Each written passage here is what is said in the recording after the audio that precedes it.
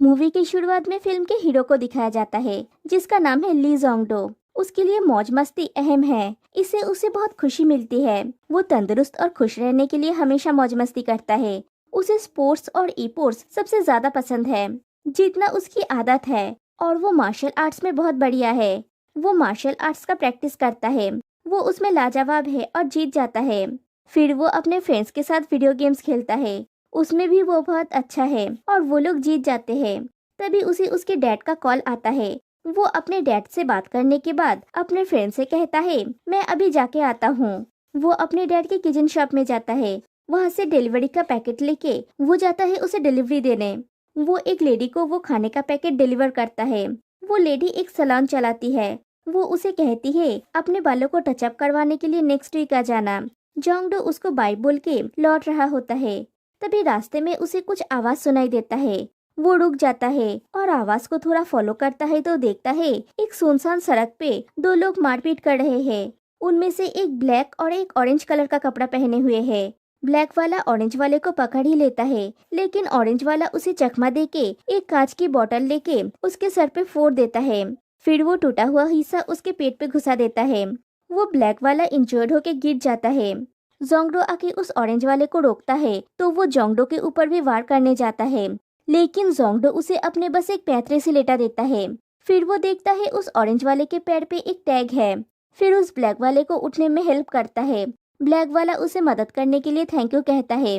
फिर दिखाया जाता है जोंगडो को अपनी इस बहादुरी के लिए पुरस्कृत किया जाता है। फिर एक आदमी आके जोंगडो से मिलता है और कहता है, तुमसे मिलकर खुशी हुई। मैं हूँ डायरेक्टर किम सुन मिन। मैं इलेक्ट्रॉनिक मॉनिटरिंग डिवीजन का इंचार्ज हूँ। क्या मैं तुमसे कुछ बात कर सकता हूँ? फिर शुनमिन उसे अपने ऑफिस में ले जाके बताता है, पूरे कोरिया में करीब 5000 ऐसे मुजरिम हैं जिनके पैरों में ऐसे टैग है। वो लोग रेप या कत्ल जैसे अपराधों के लिए सजा काट चुके हैं और कभी भी कुछ भी कर सकते हैं। यही वजह है कि मेरे जैसे प्रोबेशन ऑफिसर जीपीएस वाले इलेक्ट्रॉनिक टैग के जरिए से 24 घंटे इन पर नजर रखते हैं। तुम्हें उस दिन जिसने मदद की थी वो मिस्टर मिंजो है, हमारे मार्शल आर्ट्स ऑफिसर। जिन लोगों पर हम नजर रखते हैं वो गड़बड़ करते ही रहते हैं। जब भी वो कोई गड़बड़ करते हैं हम जल्दी से उस जगह पर पहुंचते हैं और मासूम लोगों की जान बचाते हैं। लेकिन मेरे जैसे फिजिकली कमजोर लोग ऐसे लोगों को पकड़ नहीं सकते, इसलिए हर प्रोबेशन ऑफिसर के साथ एक ताकतवर जवान रहता है। हम उन्हें मार्शल आर्ट्स ऑफिसर कहते हैं। क्या मैं तुमसे पूछ सकता हूँ तुम क्या करते हो? जोंगडो कहता है कि वो अपने डैड के शॉप में डिलीवरी का काम करता है। सुनमिन कहता है कि मिस्टर मिंजो ने उन्हें बताया है कि जोंगडो तेकोंडो और जूडो में काफी माहिर है। सुनमिन जोंगडो से पूछता है, ये सच है क्या? जोंगडो कहता है कि ये सच है। वो तेकोंडो और जूडो में थर्ड टैन है। सुनमिन पूछता है, क्या तुम मेरा एक काम कर सकते हो? हमारे डिवीजन में martial arts officers triple shift में काम करते हैं, लेकिन मिंजो के जख्मी होने की वजह से ऑफिसर्स को 12 घंटे की शिफ्ट में काम करनी पड़ रही है, जो काफी मुश्किल है और जो को वापस आने में 5 हफ्ते लग जाएंगे। तो उसकी जगह पे किसी और को ढूंढना काफी मुश्किल है। और तुमने उस मुजरिम से कैसे फाइट की उसके बारे में जो ने मुझे बताया है। तो मिस्टर जो के आने तक अगर तुम हमारी मदद करो तो बहुत अच्छा रहेगा। जोंगडो पूछता है, क्या मैं ये काम कर सकता हूँ? सुनमिन कहता है, अगर तुम्हारे पास तेकोंडो, जूडो और केंडो में थर्ड टैन या उससे ज्यादा की रैंक है तो तुम ये आसानी से कर सकते हो। जोंगडो फिर से पूछता है, लेकिन क्या इसमें मजा आएगा? ये मेरे लिए ज्यादा अहम है। सुनमिन कहता है, मेरे हिसाब से हर किसी को एक ही काम में मजा नहीं आता, पर इतना कह सकता हूँ कि ये काम बढ़िया है और हमें अपने काम पर बहुत फक्र है। हम बेगुनाह लोगों की हिफाजत करते हैं। जोंगडो जब अपने फ्रेंड से ये बात कहता है तो उसका एक फ्रेंड कहता है कि उसने इस पर बहुत रिसर्च किया है। पैर में टैग मतलब या तो तुमने किसी का मर्डर किया है या फिर किसी के साथ मारपीट की है। और ये जोंगडो अच्छे से कर सकता है क्योंकि उसे थ्रिल पसंद है। उसे ये पसंद आएगा। फिर जोंगडो अपने डैड से पूछता है तो उसका डैड कहता है, अगर तुम कुछ नया करना चाहते हो तो मुझे कोई ऐतराज नहीं है।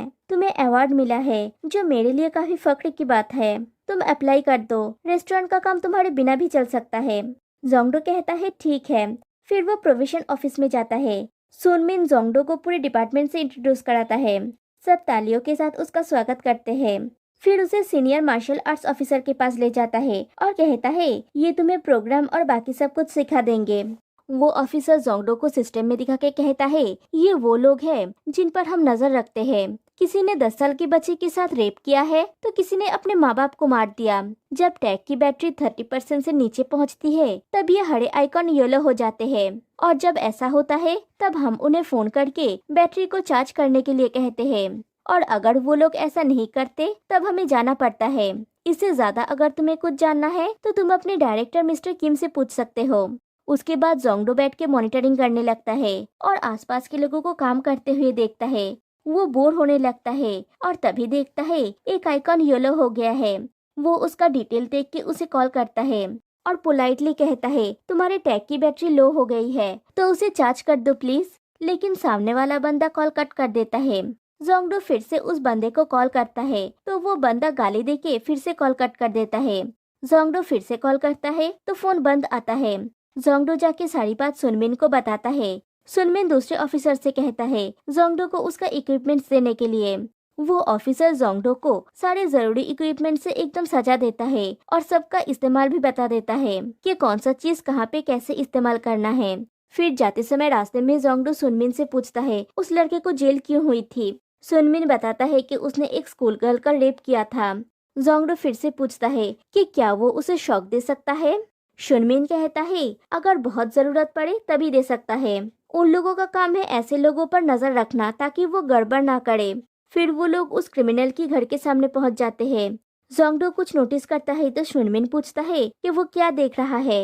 जोंगडो कहता है कि वो यहाँ पे बहुत बार डिलीवरी देने आया है तो वो उस बिल्डिंग का चप्पा चप्पा जानता है और दिखाता है कि बिल्डिंग के बाकी फ्लैट्स के विंडोज में ग्रिल लगा हुआ है लेकिन उस क्रिमिनल के विंडो पे नहीं लगा हुआ है। इसका मतलब उसने भागने के लिए रास्ता बनाया हुआ है। अगर सुनमिन दरवाजे से जाएगा तो वो खिड़की से कूद के यहाँ पे आएगा तो जोंगडो यहीं पे खड़ा रह के उसे दबोच लेगा।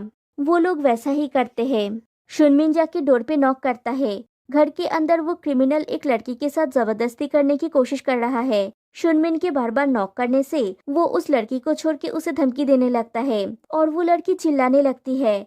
किसी तरह से वो लड़की जाके डोर ओपन करता है और वो क्रिमिनल विंडो से छलांग लगाता है और सीधा जोंगडो के सामने जाके गिरता है। जोंगडो उसे एक किक करता है और उसे शॉक देता है। सुनमिन आके देखता है कि वो बेहोश पड़ा हुआ है। सुनमिन आके उसके हाथ में हथकड़ी पहनाते हुए कहता है ली यांग हु तुम्हें इलेक्ट्रॉनिक मॉनिटरिंग के कानून तोड़ने और प्रोविशन ऑफिसर के हुक्म ना मानने की जुर्म में हिरासत में लिया जाता है। तुम्हें चुप रहने का कानूनन हक है। तुम जो भी कहोगे उसे तुम्हारे खिलाफ अदालत में इस्तेमाल किया जा सकता है और तुम्हें वकील करने का भी कानूनन हक है। और वो लोग उसे गिरफ्तार कर लेते हैं।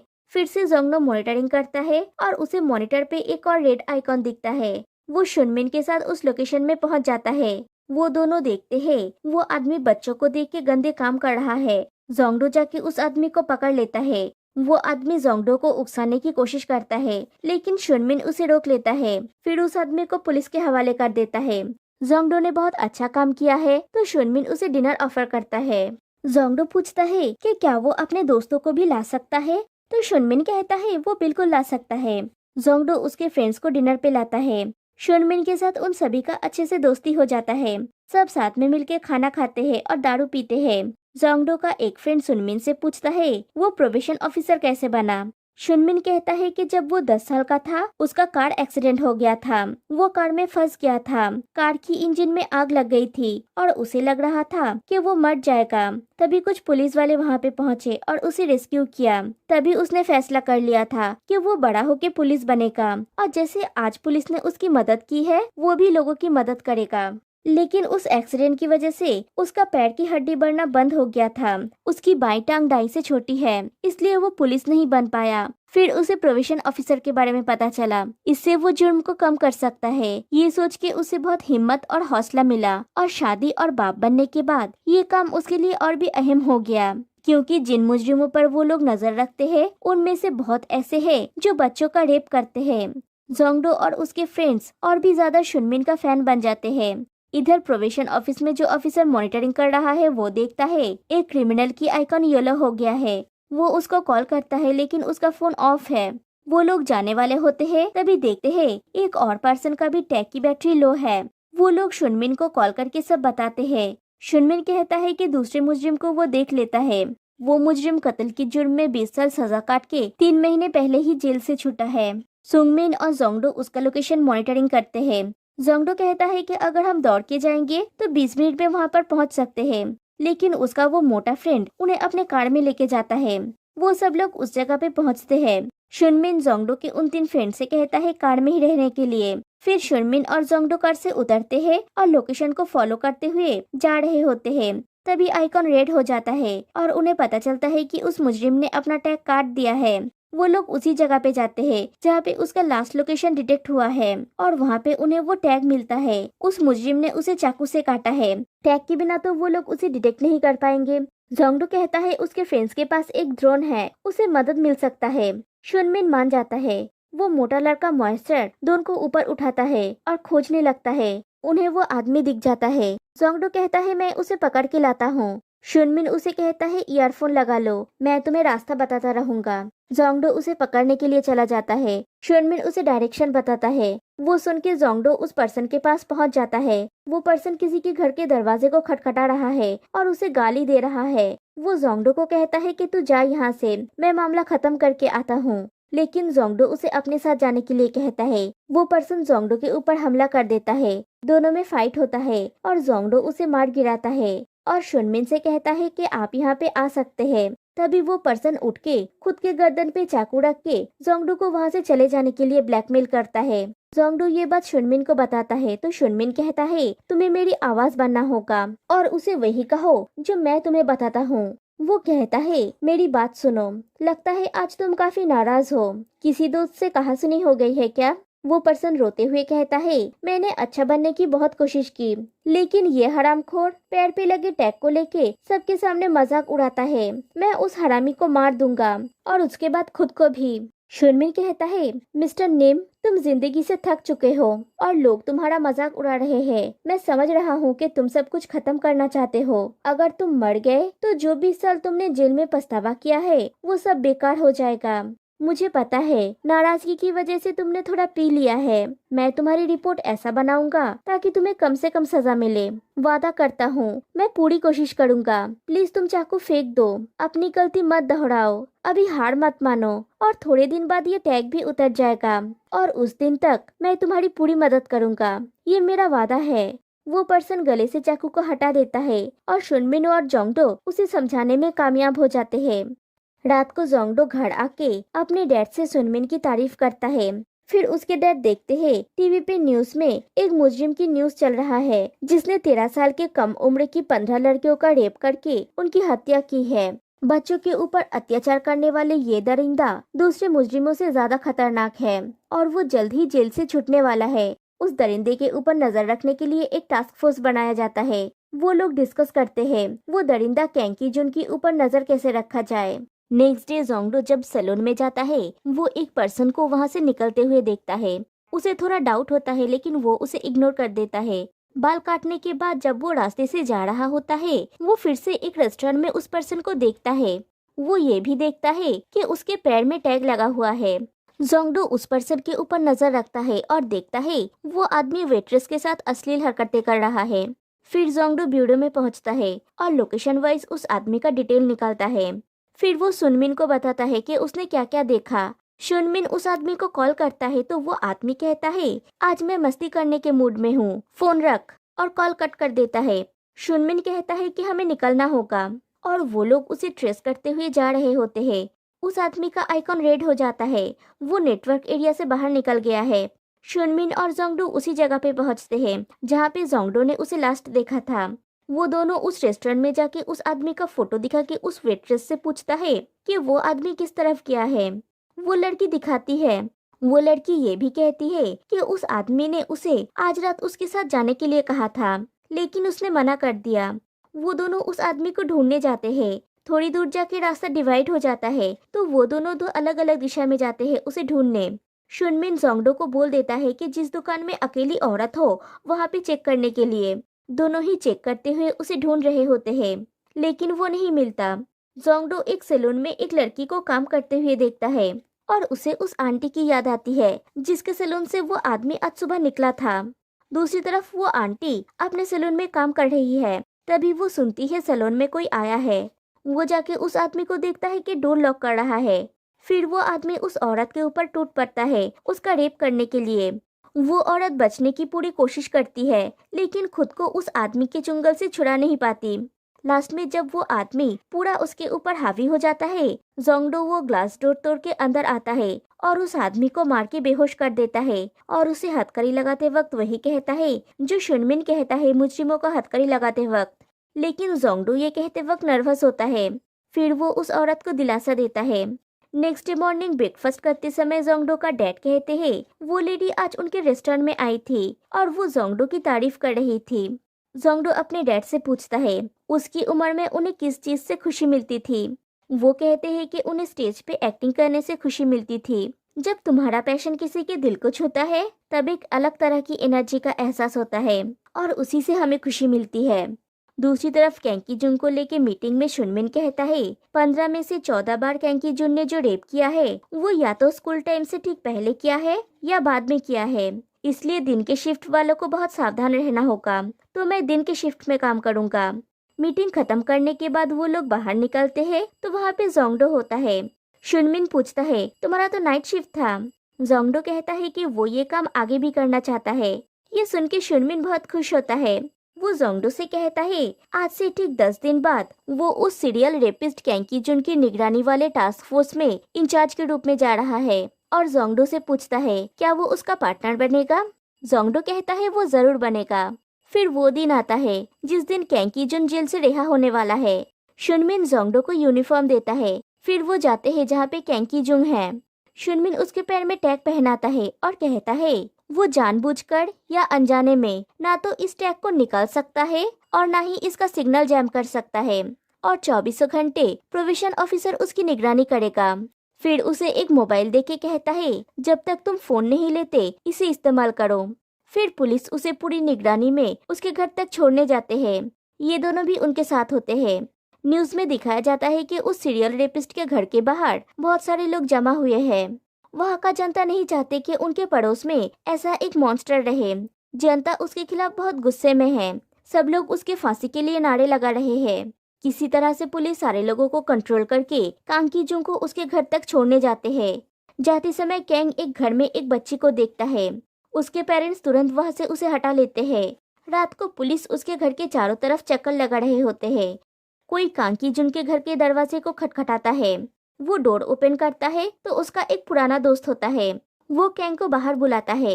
कैंग कहता है कि वो बाहर नहीं जा सकता, तो उसका फ्रेंड कहता है मैंने भी ये 3 साल से पहना हुआ है। अगर बिल्डिंग में ऊपर नीचे जाते हो तो मूवमेंट पकड़ में नहीं आता।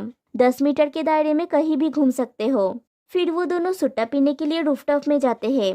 कैंग का वो फ्रेंड पूछता है उसने जो चिट्ठी में लिखा था उसके बारे में कुछ फैसला किया। कैंग कहता है करना तो चाहता हूँ और उसी विंडो की तरफ देखता है जहाँ पे उस बच्ची को देखा था उसने। नेक्स्ट डे जब जोंगडो कैंग की मॉनिटरिंग करता है वो कंप्यूटर स्क्रीन पे कैंग की मूवमेंट देखता है और शुनमिन से पूछता है क्या वो कैंग को फॉलो कर सकता है कि वो कहाँ जा रहा है। शुनमिन कहता है कि ठीक है लेकिन खामोखा उसे उलझना मत और ऑलवेज ईयरफोन लगा के रखना। फिर जोंगडो उसे ट्रैक करते हुए उस तक पहुँच जाता है। वो दूर से कैंग को फॉलो करता है। फिर कैंग एक बिल्डिंग के अंदर घुस जाता है। जोंगडो भी कार से उतर के उसी बिल्डिंग में घुसता है, लेकिन बिल्डिंग में घुसने के बाद कैंग उसे नहीं मिलता। दूसरी तरफ कैंग बेसमेंट में जाता है। एक काली कार के अंदर कुछ लोग उसका इंतजार कर रहे हैं। वो कार के अंदर जाता है। एक दूसरा आदमी उससे कहता है मैं डार्क वेब पर बहुत ही खास वीडियो कंटेंट डालता हूँ। तुम्हारा काम है बच्चों के साथ वीडियो बनाना जो मैं डार्क वेब पे डालूंगा और हर 10 मिनट के वीडियो का मैं तुम्हें 10 मिलियन ओन दूंगा। बायांग सुन तुम्हें वीडियो बनाने और उसे एडिट करने में हेल्प करेगा और बच्चे हम तुम्हें ला कर देंगे। वैसे भी तुम्हारे पास खोने के लिए कुछ भी नहीं है। कैंग कहता है उसे मंजूर है। वो लोग बात कर रहे होते हैं तभी जोंगडो बेसमेंट में पहुँचता है। एक आदमी कहता है बाहर से अंदर दिखाई नहीं देगा, बस हिलना मत। जोंगडो चारों तरफ देखता है, फिर उस कार के पास जाता है, लेकिन उसे अंधेरे में कार के अंदर का कुछ दिखाई नहीं देता। लेकिन उसे कुछ तो सस्पिशियस लगता है। वो कार का नंबर प्लेट देखता है और वहाँ से चला जाता है। वो शुनमिन से कहता है पार्किंग बहुत बड़ा है, वो उसे नहीं मिल रहा है। शुनमिन उसे कहता है वो कैंकी जुन को कॉल कर रहा है स्पीकर पर ध्यान से सुनने के लिए। फिर शुनमिन कैंकी जुन को कॉल करता है। तब तक कैंकी जुन बेसमेंट से निकल जाता है। शुनमिन कैंग से लगातार बातें करता है और बातें करते हुए कैंग रेस्टोरेंट तक पहुंच जाता है। जब जोंगडो रेस्टोरेंट में पहुंचता है तब वो देखता है कैंकी जुन वहाँ पे बैठा हुआ है। फिर सुनमिन और जोंगडो साथ में बैठ के कैंकी जुन के बारे में डिस्कस कर रहे होते हैं। शुनमिन कहता है कि उसके दिमाग में कुछ तो चल रहा है, लेकिन हम हर बार ऐसे उसके पीछे नहीं जा सकते। जोंगडो कहता है कि वो कोशिश करेगा कि उसे अकेला ना छोड़े। तभी वो प्रोविशन ऑफिसर वहाँ पे आता है जो उस दिन इंजर्ड हुआ था और जोंगडो ने उसे बचाया था। अब वो एकदम ठीक है। वो शुनमिन के साथ गले मिलता है और कहता है वो कल से ड्यूटी ज्वाइन कर रहा है। फिर वो जोंगडो को एक गिफ्ट देता है, उसका वेलकम गिफ्ट। उसमें टैक्टिकल ग्लव्स होते हैं। जोंगडो को वो बहुत पसंद आता है। फिर दिखाया जाता है शाम को एक छोटी सी बच्ची रास्ते से जा रही होती है। एक क्यूट डॉग को देख के वो उसके साथ बातें करने लगती है। तभी पीछे से कोई उसका मुंह पकड़ के लेके चला जाता है। कैंकी जुन का दोस्त उस लड़के को भी अपने टीम में शामिल कर लेता है जिसके साथ जोंगडो की फाइट हुई थी काम ज्वाइन करने के बाद। कैंकी जुन का दोस्त उसके घर के पास में ही एक कमरा चुनता है शूटिंग के लिए और कैंकी जुन को उसका साइनिंग अमाउंट देता है। नेक्स्ट डे शूटिंग होगा। नेक्स्ट डे मिंजो वही लड़का ली यांग हो की मॉनिटरिंग करता है। वो देखता है कि उसका बैटरी 30% से कम है। वो फोन भी नहीं पिक कर रहा है। वो जाके शुनमिन को रिपोर्ट करता है। शुनमिन जोंगडो को कॉल करके पूछता है वहाँ पे सब कुछ ठीक है क्या। जोंगडो कहता है हाँ, कैंकी जुन हेयर कटिंग करवा रहा है और वो उस पे नजर रखा हुआ है। शुनमिन और मिंजो उस लड़के को ट्रैक करने के लिए निकल जाते हैं। दूसरी तरफ जोंगडो कैंकी जुन का पीछा कर रहा है। पीछा करते करते वो एक बिल्डिंग के अंदर घुस जाता है। दूसरी तरफ शुनमिन और मिंजो ली यांग हो की लोकेशन को ट्रैक करते हुए एक जगह पे पहुंचते हैं। उन्हें एक लड़की की आवाज सुनाई देता है और उस आवाज को फॉलो करते हुए वो लोग ऐसी जगह पे जाके पहुंचते हैं जहाँ पे उन्हें पता चलता है कि वो एक रिकॉर्डेड आवाज है और उन्हें ट्रैप किया गया है। इधर जोंगडो को भी कैंकी जुन अपने जाल में फंसा लेता है। वो उसे एक गोडाउन में बंद कर देता है और अंदर बहुत सारे गुंडे होते हैं। गुंडों के साथ जोंगडो की जबरदस्त हाथापाई होती है। दूसरी तरफ शुनमिन और मिंजो के साथ भी उन गुंडों की बहुत मारपीट होती है जिसमें वो दोनों बहुत बुरी तरह से घायल होते हैं और लास्ट में शॉक देने की वजह से मिंजो की वहीं पे मौत हो जाती है। जोंगडो उन गुंडों को किसी तरह से मार गिराता है। फिर शुनमिन को कॉल करता है लेकिन शुनमिन बेहोश होता है तो कॉल पिक नहीं करता। जोंगडो अपने टैब में देखता है तो उसका स्क्रीन भी खराब हो चुका होता है। दूसरी तरफ कैंग अपने चेहरे पे मास्क लगा के उस बच्ची को रेप करने के लिए रेडी होता है और उसका दोस्त उस रेप की वीडियो बनाने के लिए। जोंगडो दौड़ते हुए कैंग की अपार्टमेंट में पहुंचता है। वो ऊपर जाने वाला होता है तभी ग्राउंड फ्लोर में फुटस्टेप देखता है। उस फुटस्टेप को फॉलो करते हुए वो उस रूम तक पहुंचता है जहाँ पे शूट होने वाला है। रूम अंदर से बंद होता है। वो दरवाजे पे कान लगा के सुनता है तो उसे बच्ची की रोने की आवाज सुनाई देता है। वो दरवाजा खोलने की कोशिश करता है लेकिन नहीं खोल पाता। वो बाहर जाके विंडो का रेलिंग तोड़ने की कोशिश करता है। आवाज सुन के दूसरे एक फ्लैट की विंडो से कोई झांकता है तो जोंगडो उसे पुलिस को कॉल करने के लिए कहता है। फिर वो पूरा जोर लगा के रेलिंग को खोल पाता है और वो कांच तोड़ के अंदर जाता है। कैंग के साथ उसकी हाथापाई होती है। कैंग का फ्रेंड जोंगडो के पेट में एक छुरा घुसा देता है, फिर भी उसे नहीं रोक पाता। जोंगडो किसी तरह से कैंग को मार गिराता है। फिर उस बच्ची से कहता है घबराओ मत, सब ठीक है। तभी कैंग उठता है और फिर से उसे चाकू मारता है और उसे गिरा देता है। फिर वो उस बच्ची की तरफ बढ़ता है। तभी पुलिस की सायरन सुनाई देता है। कैंग की जोंग भागने जाता है तो जोंगडो उसका पैर पकड़ लेता है। तब तक पुलिस आ जाते हैं लेकिन कैंग की जोन पुलिस को मार के वहाँ से भाग जाता है। पुलिस जोंगडो और उस बच्ची को वहाँ से रेस्क्यू करते हैं। जोंगडो बुरी तरह से जख्मी होता है। जोंगडो के फादर को जब न्यूज मिलती है वो हॉस्पिटल पहुंचता है। एक ऑफिसर उन्हें अटेंड करता है और कहता है जोंगडो को किसी ने चाकू मार दिया है। जोंगडो की कंडीशन देखने के बाद उसका डैड उन ऑफिसर्स पे गुस्सा हो जाते हैं। तभी जोंगडो को होश आता है। वो पूछता है कैंग की जोन पकड़ा गया क्या। वो ऑफिसर कहता है उसने अपना टैग काट दिया और अब वो फरार है। पुलिस उसे ट्रैक कर रही है और जल्दी वो पकड़ा जाएगा। फिर जोंगडो उस बच्ची के बारे में पूछता है। ऑफिसर कहते हैं कि वो सुरक्षित अपने घर पे है। फिर जोंगडो को शुनमिन के बारे में पता चलता है। ऑफिसर कहता है कि उनका गर्दन टूट गया है और अभी उनका ऑपरेशन चल रहा है। फिर दूसरा ऑफिसर उसे मिंजो की मौत की खबर सुनाती है। मिंजो की फ्यूनरल सभा होती है और जोंगडो को उसकी बहादुरी के लिए अवार्ड मिलता है। अवार्ड सेरेमनी खत्म होने के बाद एक लेडी आके जोंगडो से मिलती है। वो उस बच्ची की आंटी होती है। वो कहती है वो बच्ची अभी ठीक है। मिंजो को बचाने के लिए वो जोंगडो का शुक्रिया अदा करने आई है और वो जोंगडो को मिंजुन की लिखी हुई एक थैंक यू लेटर देती है। वो ये भी कहती है कि अभी भी मिंजू बाहर निकलने में डरती है, उसे बुरे सपने आते हैं, लेकिन जब भी वो उसे जोंगडो के बारे में बताती है उसमें हिम्मत और चेहरे पे खुशी आ जाती है। फिर जोंगडो सुनमिन से मिलने जाता है उसके रूम में। उसके बाकी दोस्त भी वहाँ पे होते हैं। वो शुनमिन को बताता है कि आज उस बच्ची की आंटी उससे मिलने आई थी और उसने बताया कि वो बच्ची बहुत डरी हुई है, इसमें उस बच्ची की क्या गलती है। शुनमिन उसे बताता है कि कैंकी जुन इतनी आसानी से पकड़ा नहीं जाएगा और जोंगडो अभी भी जख्मी है, इसलिए सब कुछ पुलिस के ऊपर छोड़ देने के लिए कहता है। बाहर निकलने के बाद जोंगडो अपने फ्रेंड से कहता है अगर हम चारों कोशिश करें तो हम उसे पकड़ सकते हैं। उसके फ्रेंड्स उसके साथ एग्री होते हैं। कैंग का पीछा करते हुए जोंगडो जिस कार तक पहुंचा था उसका डिटेल बताता है। उसका फ्रेंड कहता है कि वो जल्दी पता लगाएगा उसके बारे में। जोंगडो कहता है कि नेक्स्ट वीक वो डिस्चार्ज हो जाएगा, तब उसे कुछ सामान चाहिए। उसका एक फ्रेंड कहता है तुम्हें जो सामान चाहिए टेक्स्ट कर देना। उसके फ्रेंड सामान का इंतजाम करते हैं और उस कार के बारे में पता लगाते हैं। नेक्स्ट वीक जोंगडो हॉस्पिटल से डिस्चार्ज होने के बाद वो लोग अपना मिशन स्टार्ट कर देता है। वो लोग उसके घर में पहुंच जाता है जिसके नाम पे वो कार रजिस्टर्ड था। उस लड़के को बांधने के बाद कंप्यूटर से उन्हें बहुत सारे ऐसे वीडियोस मिलते हैं जहाँ पे बच्चों के साथ रेप किया गया है। वो लोग उसके ऊपर टॉर्चर करते हैं तो वो बता देता है कि कैंकी जुन कहाँ पे है। जोंगडो उससे पूछता है क्या पिछले 4 हफ्तों में कैंग ने क्या कोई ऐसी और वीडियो बनाई है। वो कहता है बनाई है। ये सुन के जोंगडो और भी गुस्सा हो जाता है। फिर वो लोग प्लान बनाते हैं कैंग को ढूंढने का। उसके बाद वो लोग अपने मिशन के लिए निकल रहे होते हैं। तभी जोंगडो का डैड कहता है तुम अब वो काम नहीं करोगे, तुम पहले से ही जख्मी हो, अगर जख्म और गहरा होता तो तुम मर भी सकते थे। जोंगडो अपने दोस्तों को थोड़ी देर के लिए अंदर जाने के लिए कहता है। फिर वो अपने डैड से कहता है 3 महीने पहले तक इलेक्ट्रॉनिक टैग क्या होता है मुझे ये पता भी नहीं था, लेकिन अब मैं सब कुछ सीख गया हूँ और जो सीखा है भूल नहीं सकता।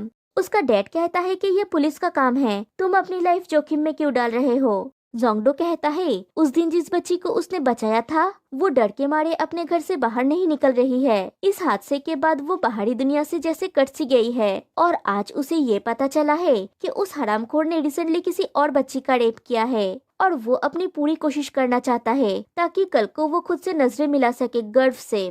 इसलिए वो अपने डैड से उसे रोकने के लिए मना करता है। हो सकता है कि अभी भी कोई मासूम सी बच्ची उस दरिंदे के चुंगल में है और उस जैसे किसी का इंतजार कर रही है। उसका डैड मान जाता है। वो अपने डैड को बाय कह के अपने दोस्तों के साथ निकल जाता है और उसके डैड को उस पर गर्व है। वो लोग उस जगह पे पहुंचते हैं। सब अलग अलग हर घर और मोटेल में जाके उसे ढूंढते हैं और वो मोटा लड़का ड्रोन को मॉनिटर करता है। फिर जोंगडो का एक फ्रेंड एक इन के बाहर बहुत सारे यूज्ड प्लेट्स और जूते देखकर सारे दोस्तों को वहाँ पे आने के लिए कहता है। उस इन के अंदर सच में कैंकी जुंग होता है। जोंगडो सारे दोस्तों को कार के पास जाने के लिए कहता है। वो लोग जाने के बाद जोंगडो इनके अंदर जाता है। कैंग के सारे दोस्त उस पर हमला करते हैं। जोंगडो उनके साथ फाइट करता है। ड्रोन की मदद से उसके सारे दोस्त इसका लाइव टेलीकास्ट देखते हैं। जोंगडो उनके साथ फाइट करता है और कैंग वहाँ से भाग जाता है। ड्रोन उसका पीछा करता है। इधर सबको मार गिराने के बाद उसके फ्रेंड उसे डायरेक्शन बताता है जहाँ पे कैंग है। कैंग ड्रोन की तरफ देखता है, मतलब उसे सब पता था कि ड्रोन उसका पीछा कर रहा है। फिर जोंगडो और कैंकी जुंग एक दूसरे के आमने सामने होते हैं। दोनों में लड़ाई शुरू हो जाती है, कोई किसी से कम नहीं। लड़ाई करते करते कैंग के हाथ में एक छुरा आ जाता है। वो जोंगडो को चाकू से इंजर्ड कर देता है और उस पे हावी हो जाता है और उसके ऊपर बैठ के उसे घुसा मारने लगता है। उसके दोस्त कोई रास्ता ना देख के उस ड्रोन के जरिए उस पे वार करते हैं। उससे कैंग का एक आंख फूट जाता है और जोंगडो इस चीज का फायदा उठा के उठ के उसे मारने लगता है। फिर से दोनों में जबरदस्त फाइटिंग होती है और जोंगडो कैंग को मार गिराता है। कैंग बेहोश हो जाता है। जोंगडो उसके हाथ में हथकड़ी पहनाते हुए कहता है तुम्हें चुप रहने का कानूनन अधिकार है। तुम जो भी बोलोगे अदालत में तुम्हारे खिलाफ इस्तेमाल हो सकता है। तुम्हें कानूनन वकील करने का भी हक है। और इस बार वो बिना नर्वस हुए ये सब कहता है।